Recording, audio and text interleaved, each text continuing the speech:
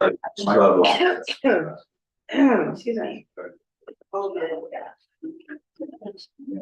We drive and we go on vacation. It's like, it takes a while to charge up. Yeah. You don't like to charge, it's the need. That car, they're ready to go 3-4 miles. Yeah.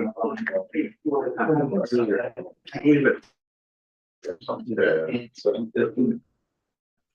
Yeah, typically placing earlier, but it's quite it's best to go and do that earlier. That was the funeral I went to yesterday. He was 93. And talking to his wife. He didn't need it. Really Thanks. needed that done. Just didn't get it done, and she says he just. I'm fine. It's just fine if I want it. Yeah. spring's coming. He was Yeah. a great guy. He was a basketball coach, Larry Ternowski. Like us too, right? I know, a lot of the, January was bad for me, it's like, I'm sick of this. All right, good morning, everybody. Let's stand for the Pledge of Allegiance. Allegiance to the flag of the United States of America and to the republic for which it stands, one nation, under God, indivisible, with liberty and justice for all. Thank you. You may be seated. I will note for the record that the Miss Ina Jo Davis Chappelle is excused today, and we have Mr. McCafferty and Ms. Thicken. Good morning. Right. We'll go right into the agenda. I move the approval of the January 2nd, 2024 minutes. Second. Second by Mr. McCafferty. Any unreadiness? Hearing none, all in favor, aye. Aye. Aye. The January 23rd minutes will be approved at the next meeting. Yeah. Item 2, I move to acknowledge the following Secretary of State directives, advisory and memorandum. The Directive 2024-03, Advisory 2024-01, and Memorandum 2024-01. Second. Second by Mr. McCafferty. All in favor, aye. Aye. Aye, the ayes have it. On to ballot, I move the acknowledgement of the ballot proofs for the March 19th, 2024 presidential primary election in accordance with the ballot proofing policy approved by the board at the March 12th, 2021 board meeting. Is there a second? Second. Second by Mr. McCafferty. All in favor, aye. Aye. Aye, the ayes have it. And Director Perlotti, if you'd speak to item 4, please.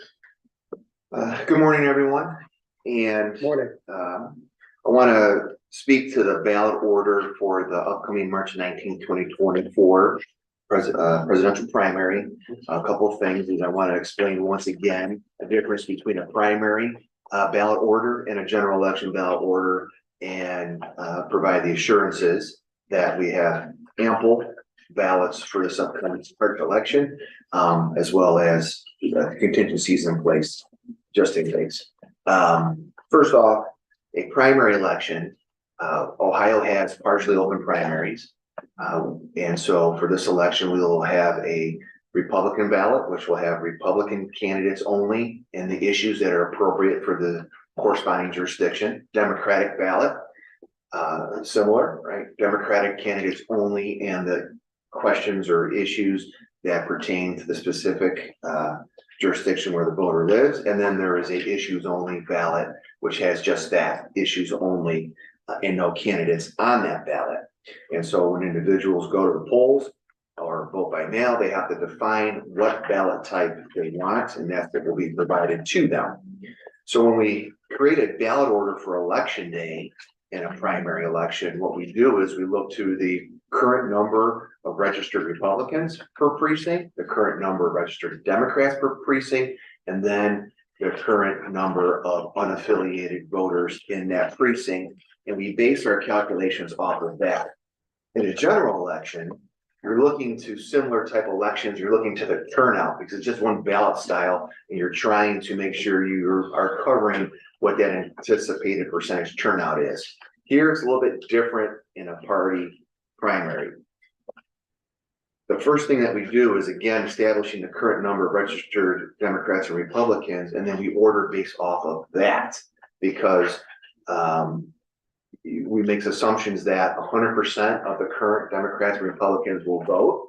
And then in our county, and similar to the state, 70% of the registered voters are unaffiliated. So they're able to go in and ask for an issues only Democratic or Republican. So we want to make sure we have some there for those individuals. So it becomes a little bit tricky because you just don't know what individuals want to do. But we do look to history and we do look to analytics. And what we do find through analytics is that the majority of unaffiliated voters don't go to the polls and ask for an issues only ballot. When they go, they are asking for a party ballot.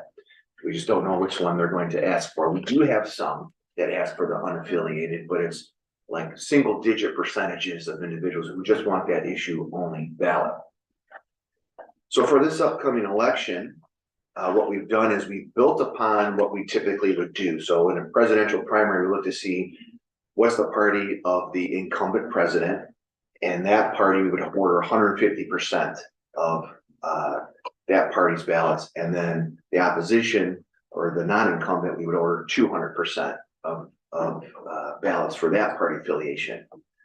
We are deviating to that to higher numbers for this election. So for Democrats, and there's a difference here between Cleveland and suburban precincts for the Democratic side. In Cleveland, we will order 175% of registered Democrats provide those ballots per precinct. And in the suburbs, we will order 200% of registered Democrats in all precincts in the suburbs. On the Republican side, we're going with the same percentage across the board, whether it's Cleveland or suburbs, and we're ordering 250% of registered Republicans across the board throughout the county. And so again, with the Democratic president, we would always order more of the opposite. So that's why you have more Republicans for that. For issues only, what we're doing is, and again, because you really don't have high usage of it, if there is not a question or issue on the ballot, and we're not including local option, but if there's not a school levy or a charter amendment, that we're going to order 15% of issue only ballots. If they do have a question on the ballot, then we're going to order 25% of the registered unaffiliated or nonpartisan voter numbers for there. If through those calculations, a precinct doesn't hit 50 for either D's or R's, we're going to put 50 as the floor. So you will have at least that. The exception is in some split precincts. Some splits actually don't have voters in them. So for there, we're just going to put 25. Kind of call what we call a paper split. So maybe it's a large field or a park, Metro Park or whatever it is. But again, we will have 25 ballots there. So we are going with a more robust ballot order for this election. We don't want a repeat of those 2% of precincts that we had in November. And on top of this, we have made adjustments to our contingency plans. We have a whole ballot on demand printing process that we had, and we were kind of working our way through it for the first time in November, where we have a streamlined process that we can pull the trigger a lot sooner, right here on the first floor of this building. And then we also, in working with Midwest, we know better, and they know better what some of the limits are and what they can realistically get out if need be. So knowing all of that and providing Midwest with some different information as far as what municipalities are signed to a zone station and all those other things, we're gonna be able to do some things differently. They have hopefully something that we don't have to use, but we have done the due diligence to have things in place in order to meet that if it does happen. One thing that we do, and this is for all elections, is we do not subtract out the number of vote by mail ballots. These numbers are just straight numbers, and individuals who vote by mail, we don't make a deduction in the ballot order for that. Just gives us more ballots on election day in the mix to utilize. So, because you are able to do that, but again, we don't want to, especially in a partisan primary, we just don't know which way things are going to go. We do all this while keeping in mind, you can put a whole lot of ballots in a bag, but then you gotta be Hercules to be able to pick it up. And not every poll worker we hire has the strength of Hercules, so we limit how many ballots that we put into that bag. But we don't reduce our ballot order, and what we do is like a supplemental order, so the bag is manageable for the poll workers. And then we have a separate bin or bins that will go to set locations that kind of catch the additional ballots to get to our numbers that we have here, but not through that, just one ballot bag per precinct, because then it becomes unmanageable. So we have that in place. We've worked with election support ballot department, poll workers to know how all that will work. So that's what our ballot order is. This is what we've provided to Midwest. They are printing based off of this, and we have high confidence that we will have sufficient ballots in the field for election day. All right. Well, thank you. Any questions for Director Carlotti? I appreciate the due diligence and the science behind it. It takes a lot to get there, but we'll make sure everybody has a ballot on election day. That's the bottom Absolutely. line. Okay, great. Thank you. I move to approve the final ballot order for the March 19th, 2024 presidential primary election. Second by Mr. McCaffrey. All in favor, aye? Aye. Aye, the ayes have it. Thank you. On the candidate and petition services, I move to acknowledge the following resignations from elected office: Jillian DeLong, Beechwood Board of Education Board Member; Karam Hasroni, Brooklyn Board of Education Board Member; and Michael L. Goodwin, Highland Hills Village Council Member of Council; and the acknowledgement of the following appointments to elected office: Ranjini Ghosh, Beechwood Board of Education Board Member; Paul Bounds, Bedford Heights City Council Member, Council at Large; Justin Hubble, Brooklyn Board of Education Board Member; Robert L. Wright II, Highland Hills Village Council Member of Council; Daniel H. Rahm, North Olmsted Board of Education Board Member; Jeffrey Foster, Orange Village Council Member of Council; and John Fossbender, South Euclid City Council Member of Council, Ward 4. Second by Mr. McCaffrey. All in favor, aye? Aye, the ayes have it. On to election officials. I move the authorization to pay 290 voting location managers the amount of $79,750, 313 voting location deputies in the amount of $86,075, 3,168 precinct election officials in the amount of $792,000, and 150 substitute election officials in the amount of $15,000. And by my math, that aggregate sum is $972,825. Second by Mr. McCaffrey. All in favor, aye. Aye. The ayes have it. Under election support, I move the authorization to process the payment not to exceed $45,660 for 96 private voting locations. And that includes 4 CMHA properties that will be used for the March 19th, 2024 presidential primary election. Second by Mr. McCaffrey. All in favor, aye? Aye. The ayes have it. I move the final authorization for the allocation of voting booths for the March 19th, 2024 primary election. Second by Mr. McCaffrey. All in favor, aye? Aye. The ayes have it. And on to fiscal, the chair recognizes Ms. Shankita Walker.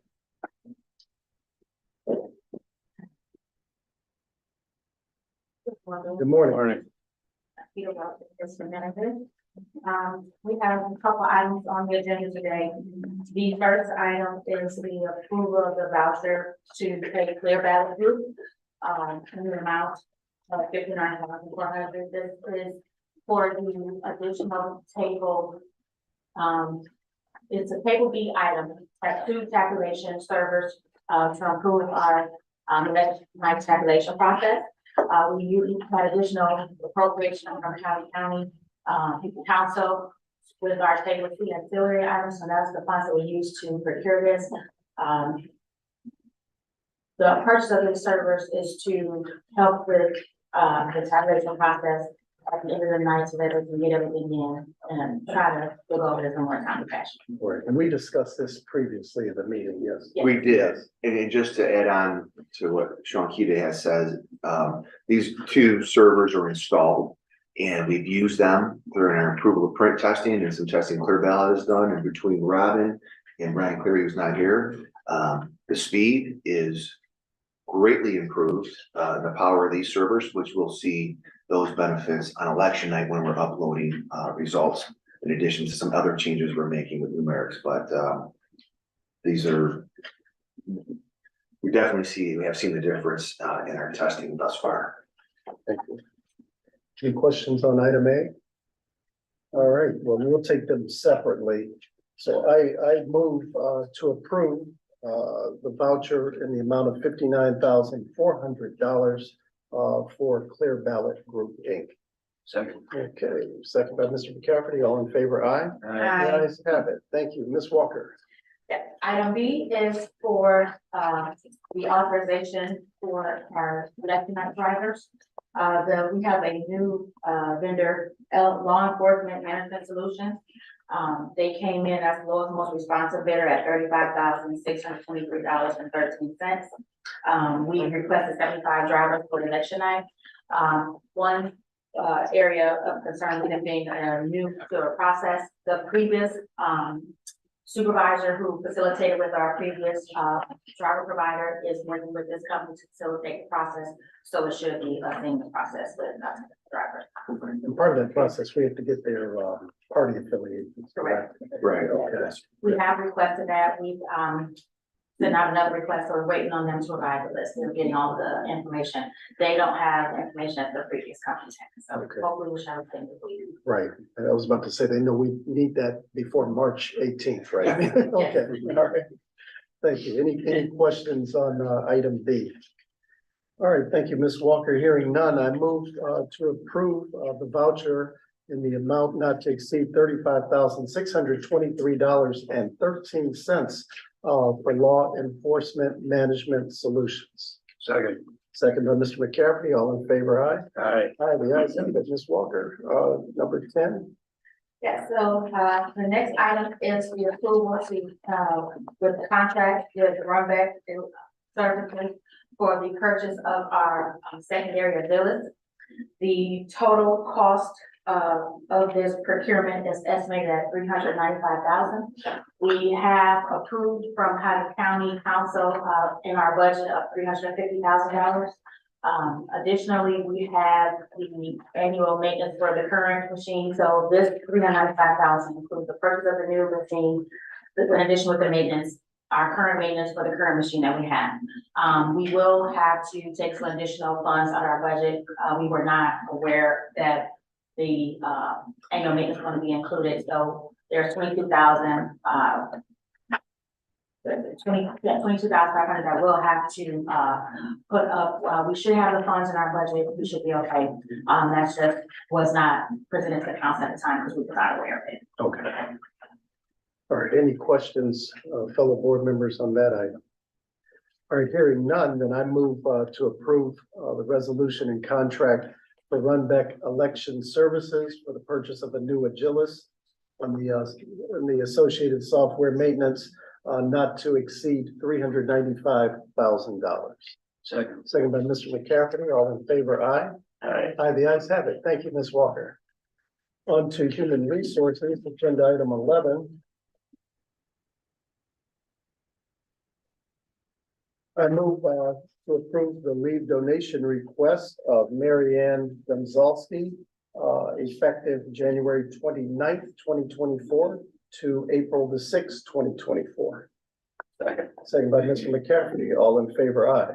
Aye. Aye, the ayes have it, and on to new business, and the director and deputy director will take these, whichever one wants to go first. Sure. I will, I'll start off with a March 19th update. Actually, we'll have Mike West say a little bit on voter education and finish up with Deputy Director Gallagher in post office boxes registrations.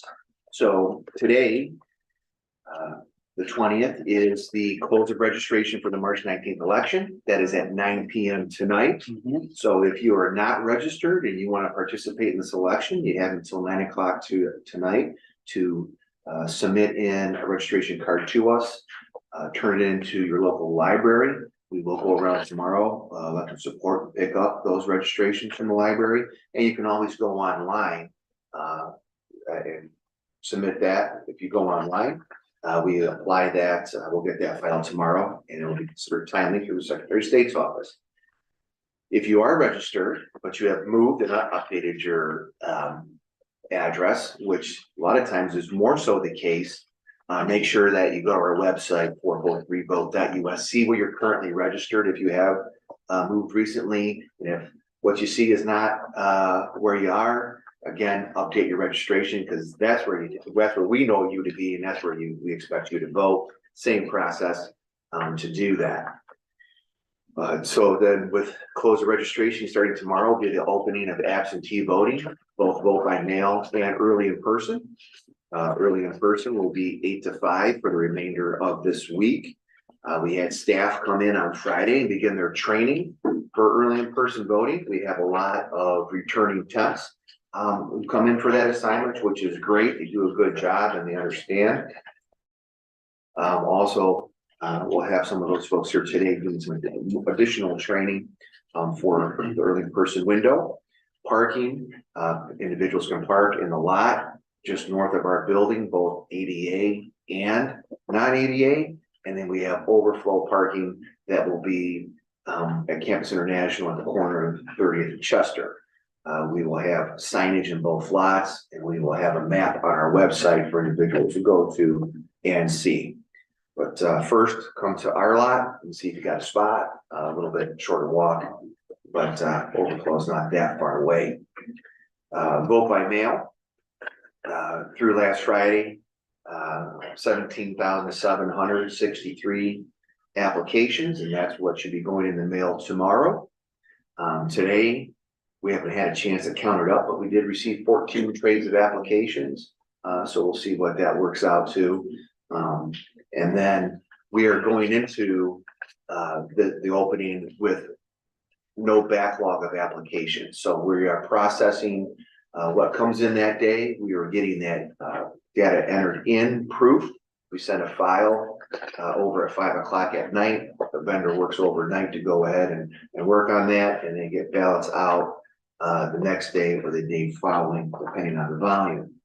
So we're in a good position with that. The other part of the ballot department that's not working on vote by mail, they've completed the approval of print testing. So they've given the Midwest the okay to print ballots based on the ballot order that we had today in our packet. They are currently now working on logic and accuracy testing. They will have that completed. Well, they kind of do it in sections. So they start with Cleveland and then they move on to suburbs, and that's because that syncs up with Berman's and them coming and picking up the equipment. And so Berman's will begin coming next week to pick up equipment and ballots. And so we are on track with our logic and accuracy testing. The first batch of election day ballots should come this Thursday, and this will be good timing. Tomorrow we have our freight elevator inspection with the city of Cleveland. The elevator contractor has been doing some pre-testing, and so they have confidence that everything will pass. So that when that passes tomorrow, we get immediate use of the elevator, and that'll be just in time when the first delivery of ballots will come on Thursday. Typically that's around 14, 15 pallets. So we gotta move those up. So we're in a good place with that. As far as election support, they are on track with packing supplies. As the LNA testing will conclude, they fall behind, they seal everything up for delivery. So all those things are moving on time with that. As far as poll worker recruitment and training, when it comes to precinct election officials, we are over 100% accounted for the election, which is good.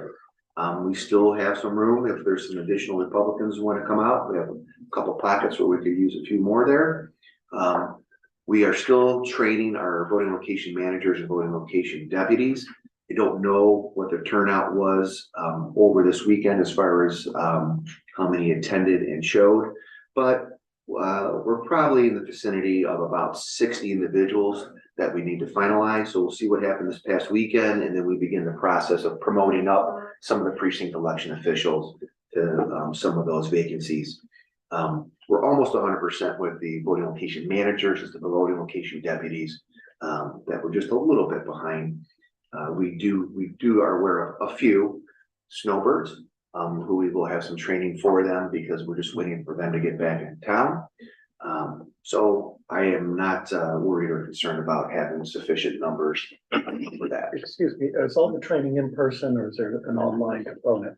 So the voting location managers and deputies in person, Okay. so they have to come, and we're providing online training for returning workers.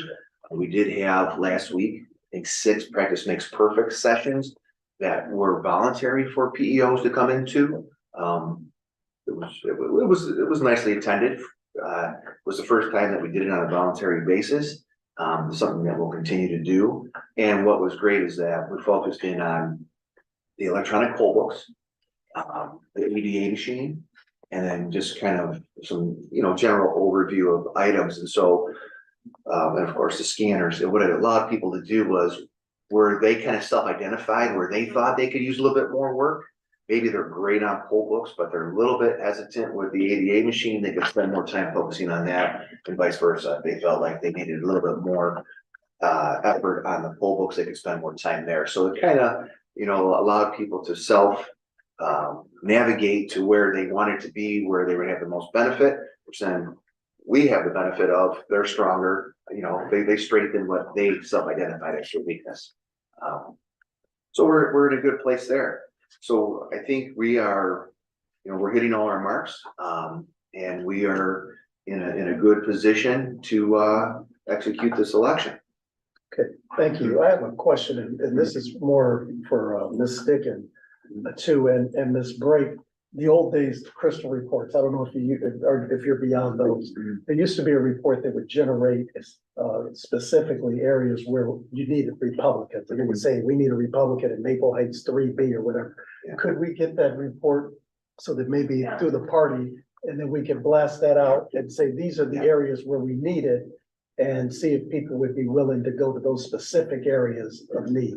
That would be helpful. We are, while we have had some enhancements, we still have some of those old school reports that we run. I still call it the old crystal. You might be on something better now. No, it's still It's still a crystal report. Still crystal.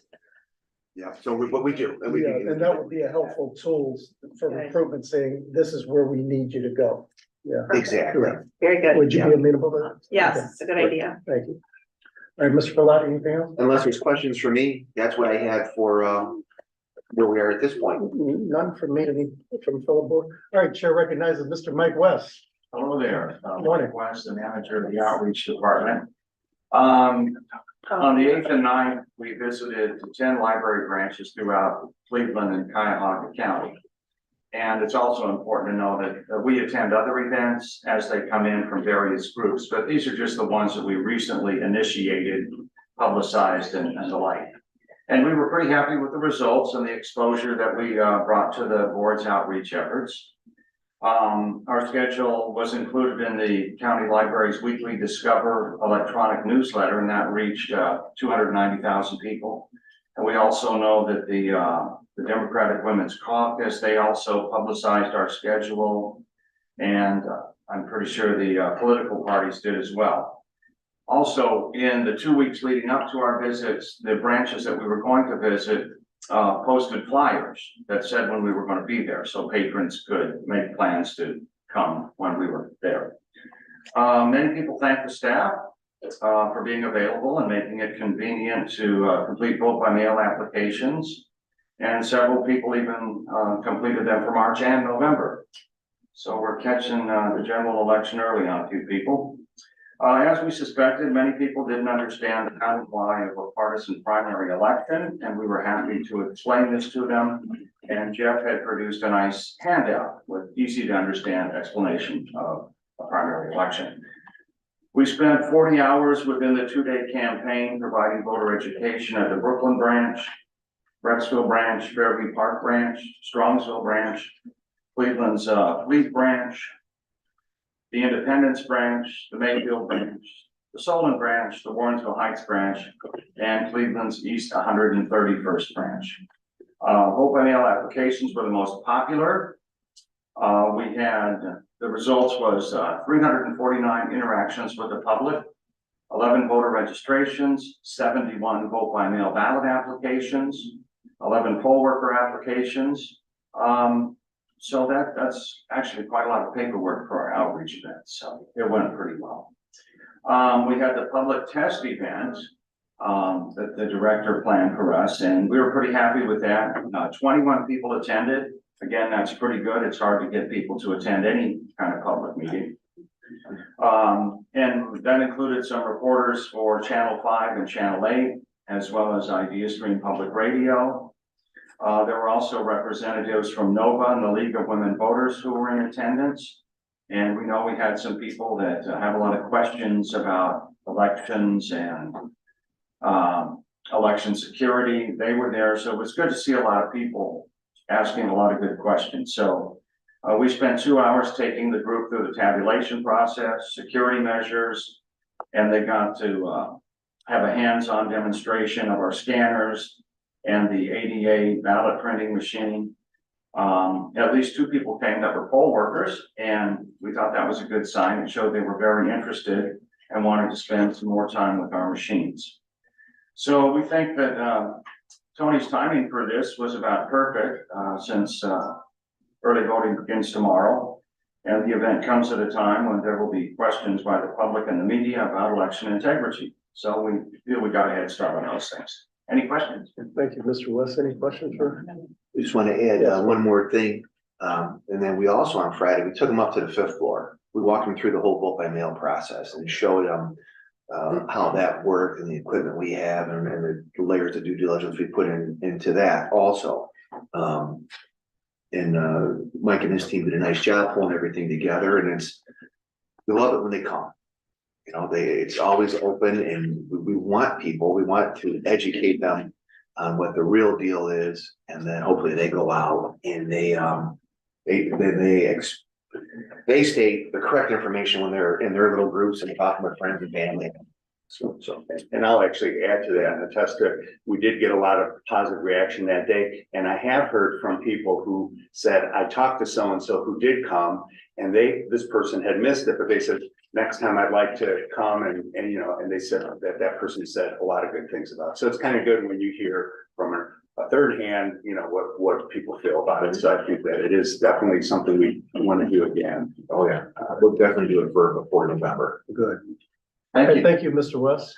All right, voters registered in post office boxes, Mr. Callaghan. Yes. Good morning. Morning. So the GIS department does a periodic review of our voter registration database, looking for addresses where voters are registered at commercial PO boxes. They found 16 individuals that were registered at 2 different UPS stores.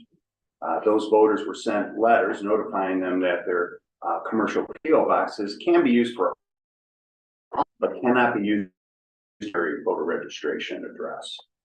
The letters included registration cards and prepaid envelopes, and they were asked to return the registration cards before the February 20th voter registration deadline. At last report I received was that one voter did update their voter registration to their residential address. The remaining voters will be marked as must vote provisional. If they appear at the March 19th primary, they will have an opportunity to cast a provisional ballot, and at that time update their voter registration to their accurate residential address. If they do not take any action, the registration department will send a second letter notifying them that the board will be taking future action to sometime after the March 19th primary election. Thank you. Any questions? That's, so your wheels turning. I agree. You wouldn't think it'd be that difficult. Okay, yeah. I'm sorry. All right. I have You would none. think. Thank you, Mr. Keller. Sorry. Thank you, That's good. Mr. Carlotti and Mr. West.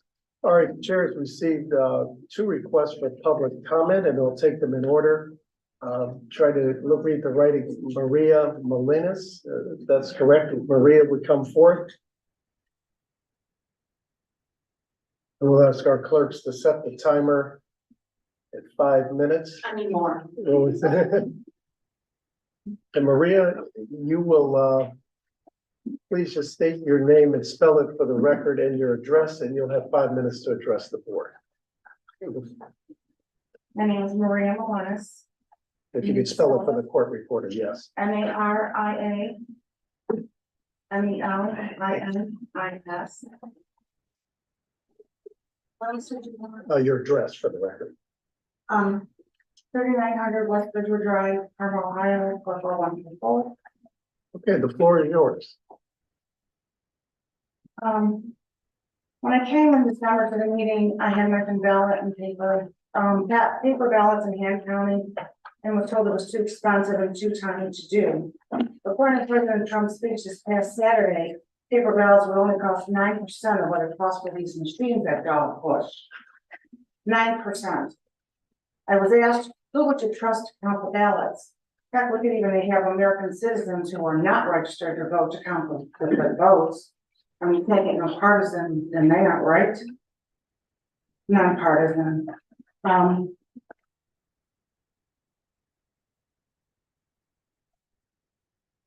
I want to know if our elections have been federalized, and if yes, when and by whom. I don't remember we the people voting on this. How often are these machines supposed to be certified according to the manuals that y'all have? Can you tell us dates and by whom these election machines were certified by in the past few years?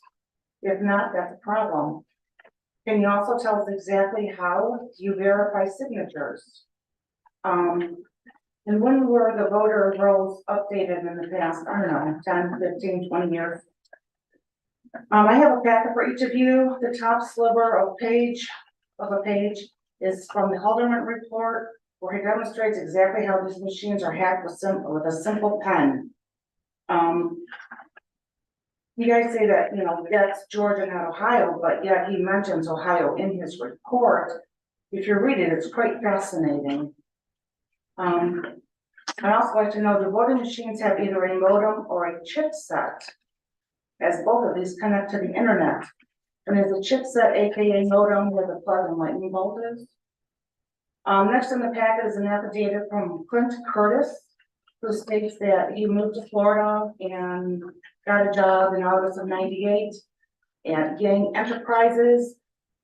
And in 2000, he had a meeting with Tom Feeney, Mike Cohen, Mrs. Yang, and Mr. Feeney wanted to know if Yang Enterprise could develop a prototype of a voting program that could alter the vote tabulation in an election to be undetectable. Shortly thereafter, as directed, Curtis brought software prototype. The supervisors or any other voter would not notice this fraud since no visible sign would appear. Once Curtis was done with the software program, he wrote a report on how a person could see the vote manipulation simply by looking at the source code. Curtis goes into detail in his affidavit about the programming of these machines and how they can be manipulated. Moving on to the last page is an article about written by Mark Kristen Miller on September 30th, 2008, titled "Spoonamore Reveals the Plan to Steal the Next Election." He goes into harrowing details about the Bush regime's election fraud, past and present. Spoonamore is the only whistleblower out there that knows the perps themselves and how they operate. He defines our election voting system as a major threat to U.S. national security, calling for it to be junked ASAP in favor of hand-counted paper ballots. Let's not forget about Ms. Maris's affidavit, where she discusses the lack of certifications on the election machines as required by the HAVA Act. The certification companies and foreign influences in our elections. She also talks about machine vulnerabilities and evidence of hacking, as does I'm sorry. This does hold a minute. I'm sorry, I'm off my, I lost my track here. She also talks about machine vulnerabilities and evidence of hacking testimony on how this order was deployed in the Ukraine in 2014, and the U.S. involvement through Obama, Biden, Brennan, and Clapper in 2013 to set up this implementation. We want you to know that we know exactly what's going on with undeniable proof. You only have to take them blinders off that you got on you and see the light of day and see that these are truth. Nothing but truth. It's just for y'all to do your jobs and stop lying to us about these machines that you think are so so good. It's I'm sorry again. You know, Rick keeps saying it's the safest and most secure election ever. Well, we know LaRose is a liar, and you guys just keep spewing his words over to us as it should be accepted. Excuse me, ma'am, your time has expired. We thank you Thank for you this, for your and, time. and any follow-up, our secretaries have taken, note of those, and we can follow up with some answers to your questions. Thank you. Thank you for your time. All right, the chair recognizes Alyssa, is it Beeland? I can't quite make out the handwriting, but if Alyssa would come. Then again, you have 5 minutes, ma'am, and if you would, please state and spell your name and address for the record, please. Yes, Alyssa Beam, ALYSSA, last name Beam, BEHM, address is 6805 Mayfield Road, Mayfield Heights, Ohio. You have 5 minutes, please. I've spoken with a few of you one-on-one about this concern. However, I believe it needs to be addressed, once again, not just dismissed. It's a valid grievance. Last time I came to the board election meeting, the speaker mentioned the alderman report, as she just did again. I have a similar concern with the election machines. And as I've made some records requests about them in the past, about their certification audits, the technology capabilities of them, and the specific connection to the SOS fiber network that your office has mentioned before using to send over results at the end of election night. We don't have privy to enter the data or the process of that or a chain of command. But if we acknowledge the possibility of human error, as it's always mentioned when we bring up paper ballots, we have to also take into account of all the hands and human error that could go into making the machine itself. The people that make these machines, they don't have any allegiance to our Constitution, and they also don't take an oath to uphold our voice and protect it and do the best they can to make sure that there's no interference with that happening, so that we're heard. Someone who works in another part of the country could put a backdoor in the software and it not even be known.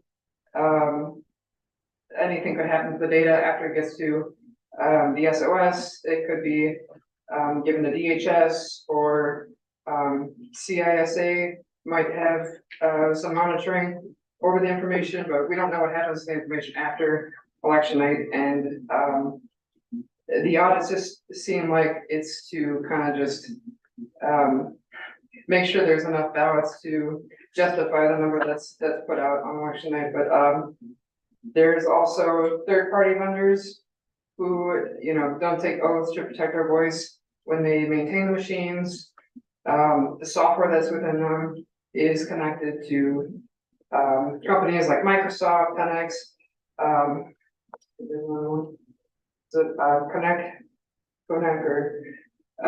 there's several corporations that they're not Ohio companies, and they don't even have to be US companies to have a part of making these machines. They're expensive, and it just doesn't make sense to keep having millions of dollars spent on machines when we could just pay everyday citizens to count the ballots. We don't need all this technology in our election to just simply say, I want that person. I think it needs to be, brought back a little bit more old school because there's less and less faith in our elections. When I talk to people, a lot of them say they don't want to vote because what's the point? They don't think it counts, and this lack of confidence is really not good because we're not getting the people that we truly need or deserve in office.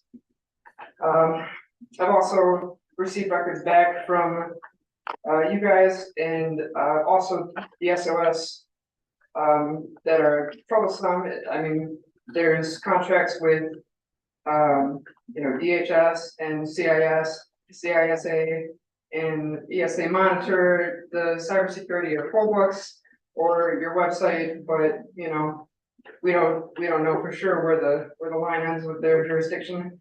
I think this is kind of what she was getting into about the elections being federalized because DHS is a federal entity, not a state. And it's also suspicious that Frank Rose has a DHS position in addition to his Secretary of State position simultaneously. It doesn't look good in my eyes. And when he preaches transparency, I really don't see it. When he was running, he wouldn't debate anybody. He wouldn't really allow for public comment just from everyday people. It was always press. I believe if ballots were hand counted in paper form, there's no way to really manipulate that, especially if you have security within the paper like our dollar does. I believe my voice is valuable, so I think that would be a good way of also securing to make sure that ballots can't be added later on, whether knowingly or unknowingly aboard. And thank you for your time. Thank you, Ms. Beam. Thank you for your presence and participation. All right. We have a request for executive session. Actually, we do, and I would request a motion to go into executive session to share information and consider the purchase or acquisition of property for public purposes, since the disclosure of information would give an unfair, competitive, or bargaining advantage to a person whose personal private interest is adverse to the general public interest. So moved. Second. All in favor? When we need a roll call vote, don't we? Yes. Yeah. So, Ms. Sticken, Yes. Mr. McCafferty? Yes. Mr. Curtis? Yes. We are in executive session. Thank you. So we're in recess for executive session and then we will reconvene and close the meeting. You're welcome to stay if you'd like, or you may be dismissed. Thank you so much. Okay, yeah, thanks. Yeah, it's okay. I don't like to see it. He doesn't sound bad. Yeah, Steve. Thanks, Steve. See you next time.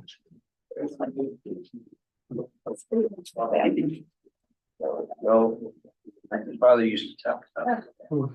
Counters. There's nothing full for. That's right. That's right.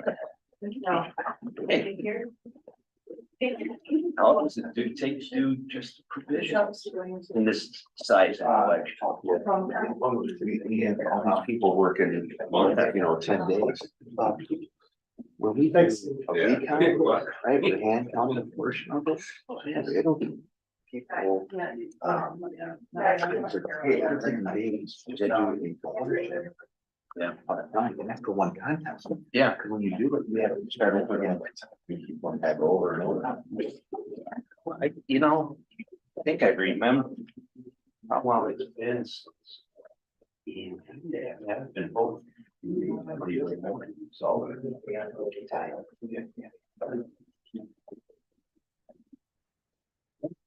And that's What I don't remember. If the chances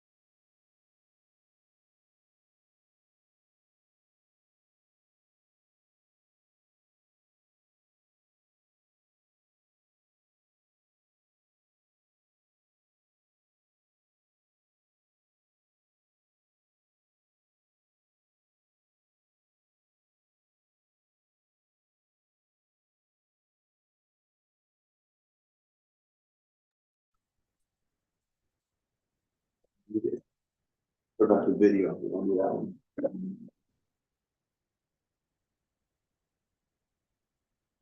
There we Here we go. go. Okay, we are out of executive session and I move to recess, the board. Second. Second by Mr. McCafferty. All in favor, aye. Aye. Aye. Ayes have it. We're in recess. Have a great day. Thank you You so also. much. Thank you.